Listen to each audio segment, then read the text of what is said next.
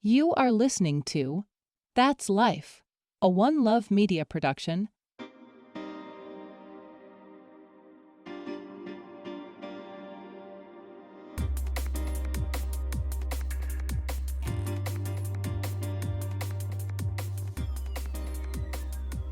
Welcome to another episode of That's Life, the podcast where we dive into life's messy, magical moments.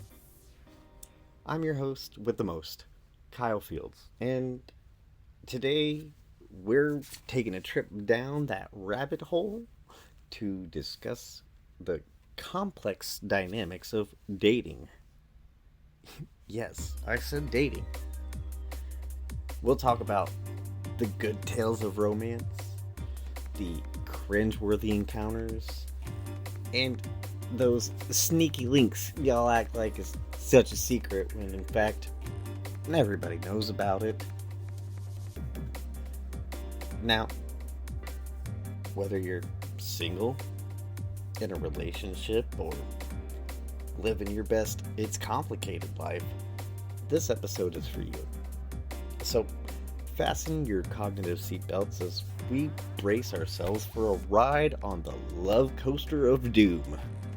Or is it the doom coaster of love? Who cares? On to the first segment. Segment 1. The good stuff.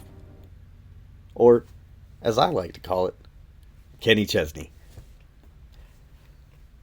Anyways, let's start with the good dates. The kind that make you believe in love again. Like the way Big Stud Swayze made Jennifer Grey feel when he lifted her out of the water. Or the way Bender makes Claire feel at the end of The Breakfast Club. These are the dates where everything just clicks. And for a brief moment, it feels like the stars aligned just for you. And who says they didn't? Believe it or not, science says good dates are dopamine masterpieces, igniting the neural circuitry of our brain's pleasure zones. Authentic connection, however, is more cerebral, tapping into the realm of cognitive resonance. But what makes a date genuinely good isn't the chemistry, or at least not just the chemistry. It also has to do with compatibility, shared values, and active listening. Here's something fascinating. Research shows that when two people laugh together on a first date, they're more likely to feel a deeper connection. Humor creates a bond, signaling comfort and mutual understanding. So, whether you're sharing a laugh over a podcast you both love that coincidentally rhymes with bat's knife, or because you simply misjudged the positioning of your chair and pulled the tablecloth off while you were trying to sit down, making everything on the table come off on top of you. Just know, she might not date you, but you'll definitely have a bond for life with her. So, where does society fit in to good dates? Well, culturally, we love a good story. From rom-coms to fairy tales, society celebrates the moments when two people connect effortlessly. But in real life, good dates aren't about perfection. They're about authenticity. In today's dating culture, and especially after everything we had to endure with COVID, there's also been a shift towards intentionality. People are more mindful of who they spend their time with. And dating is finally getting back to being about quality over quantity. As we talk about good dates, let us look and see what the Bible says. The Bible reminds us of the beauty of love and connection. 1 Thessalonians 5:11 says, "Therefore encourage one another and build one another up, just as you are doing." A good date should inspire growth and mutual joy, a reflection of God's design for relationships. I think it's time to tell you a story. One time, I went on a date where we spent hours debating superhero movies. It wasn't fancy, but it was honest. And isn't that the point? I've also heard stories from friends about dates where a simple walk in the park turned into hours of deep conversation.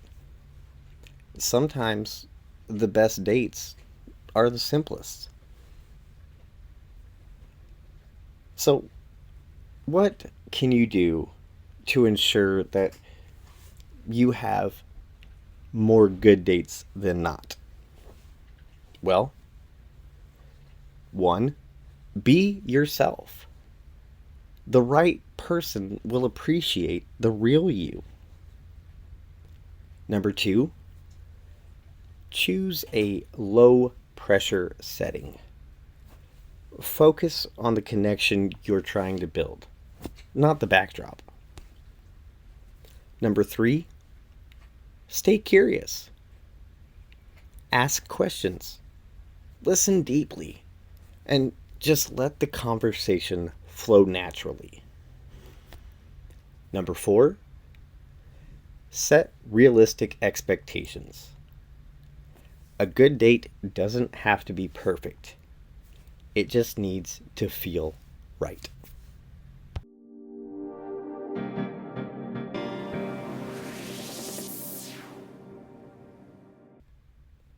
Segment 2. The bad and the awkward. Now, let's talk about bad dates. The ones that make you wish you'd stayed home and reorganized your sock drawer. Bad dates often result from misaligned expectations or poor communication. Our brains are hardwired to detect discomfort, which is why a bad date can sometimes feel physically draining. Did you know that anxiety can actually heighten our perception of those awkward moments? So, if you've ever felt like your bad date was the worst date ever, it's partly because your brain is amplifying those negative emotions. What does society have to say about bad and awkward dates? Well, first off, let's just say social media pressures us to curate a perfect life. But bad dates are a universal experience.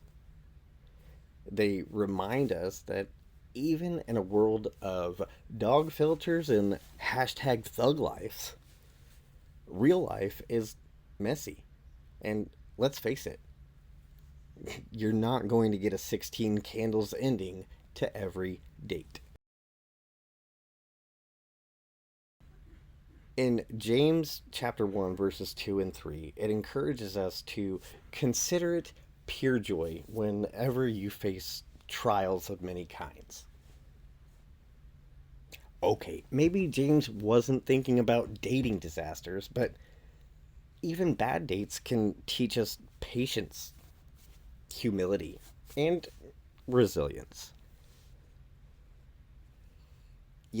One time I had a date who spent the entire time explaining that their detailed theory on why Bigfoot exists I should also believe. I wasn't sure whether I should laugh, run, or start Googling what is cryptozoology. I've also read stories of dates where one person forgot their wallet or spent the evening texting someone else. Talk about cringeworthy moments. So, what can you do if you find yourself stuck on a bad or awkward date? Well, number one, keep your cool. Humor can diffuse very awkward moments. Number two, have an exit strategy. A friend's fake emergency call might just save the day. Number three, stay polite. You never know who they might know, and you never know what they are going through personally. So, always, as a rule of thumb, stay polite. And number four, learn from it. Every experience, even the bad ones, can teach you something.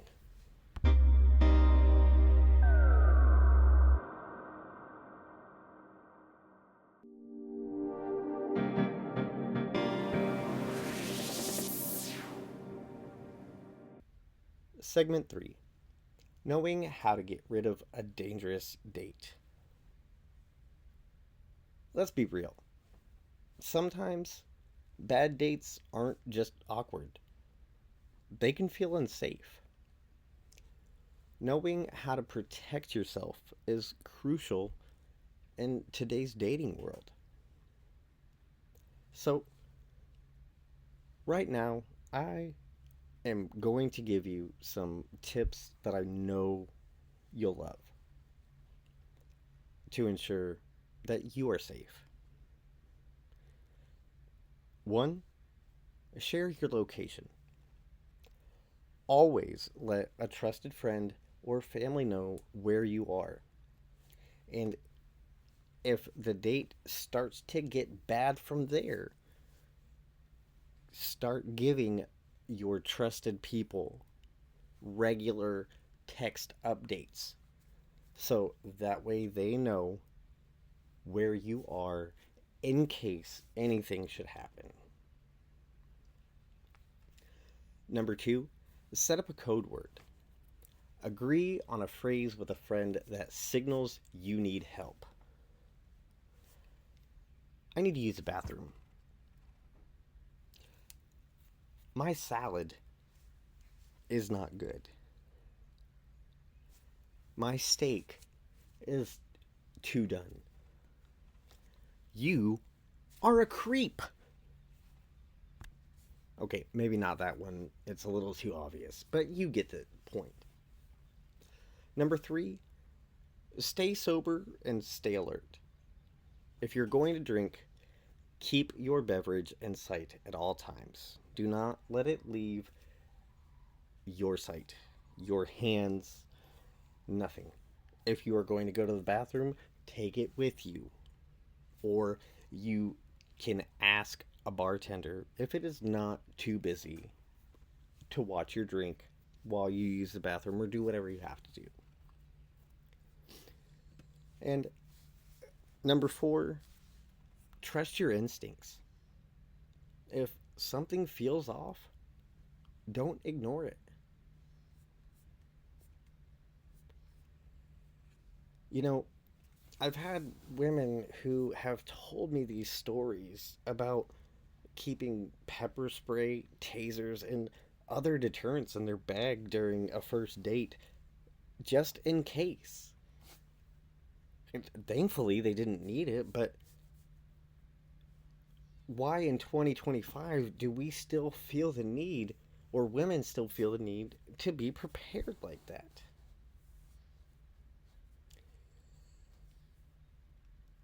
In Psalms 46:1, it reminds us that God is our refuge and strength and an ever present help in trouble.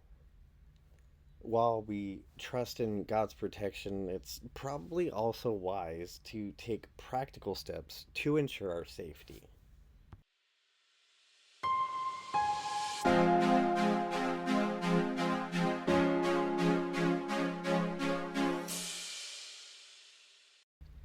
Segment 4: The Stories We Don't Tell. Now we have gotten to the dates that we keep hidden. The ones that really make you question your life choices. These aren't just bad dates, they're cautionary tales. You know, embarrassing or bizarre dates often stay with us because they tap into our primal emotions like fear and shame. These memories are a reminder of our humanity and our need to laugh at ourselves. Nothing is funnier than the walk of shame, especially if she lives next to or close to someone you know. Yeah, I'm sure Jeremy is still laughing 10 years later about the time I had to do the walk of shame from this girl's house who had a face only a mother could love. Or just keep it like that. Speaking of Jeremy, I wonder if he still remembers I owe him a phone from the day that I broke his. Don't worry, folks. Had nothing to do with that walk of shame. I swear. Did I ever tell y'all the time someone brought a puppet to a date? Yeah, an actual puppet. I didn't know if I was talking to them or their felt covered alter ego. No, to everyone assuming right now, she was not the walk of shame girl. So, nice try being judgmental. Anyways, here are some helpful tips for dealing with a date that you would rather forget. Number 1, laugh it off. Life is too short to dwell on the cringe. Number 2, share the story. It might be the highlight of someone's day, or great content for a certain podcast you may listen to. Wink, wink. And number 3, move forward. Every date brings you closer to finding what you truly want. Just because this one didn't work out doesn't mean the next one will be a bust.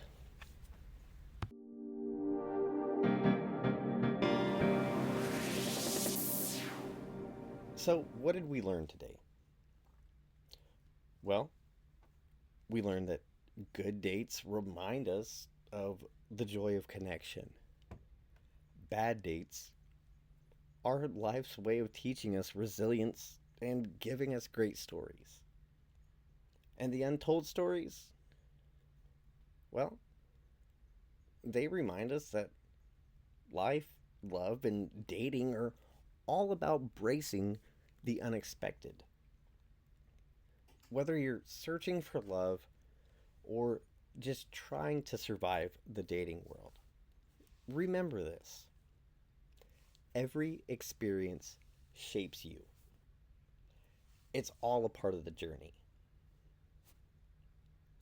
I would like to welcome you back next week. And actually, I say next week, but this is going to be published on the same day as next week's, aka it's going to be today. Anyways, our next episode, we are going to be talking about setting boundaries and why no is not a dirty word. So if you've enjoyed this episode, don't forget to like, subscribe, and leave a review wherever you listen to podcasts. Also, be sure to join the discussion on Facebook and learn about upcoming shows and events. Until next time, do you, but do it with love and affection. I'm Kyle Fields, and that's life.